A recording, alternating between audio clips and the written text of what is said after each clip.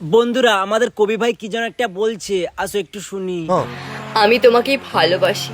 তোর ভালোবাসার 108 বার। কেন মাসির ছেলে, তুমি আমাকে কেন ভালোবাসতে গেলে? হ্যাঁ, আজকে কবি রবীন্দ্রনাথ কিছু বলেনি? মারা, এটা মাথায় রাখিস, আমি কিন্তু তোর দাদা, আর দাদা হিসেবে যদি ভালোবাসিস তাহলে ঠিক আছে। আচ্ছা, তুমি বুঝেছো?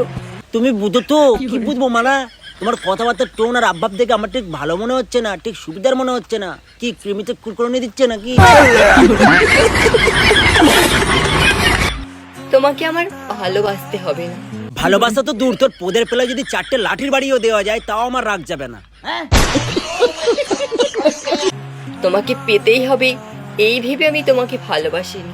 ঘটনা ঘটাই ফেলছে ভাই, যা ভেবেছিলাম তাই। আমি আগে ভাগে বলেছিলাম মাসির ছেলে আমি তোর দাদা হই, দাদা।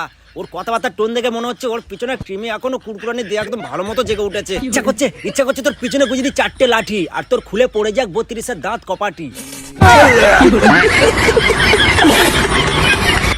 আমি রসে ভরা দইয়ের মটকা। তুমি দইয়ে ভরা মটকা নও মারা, তুমি পাতলা গুয়ে ভরা পোঁদ একটা।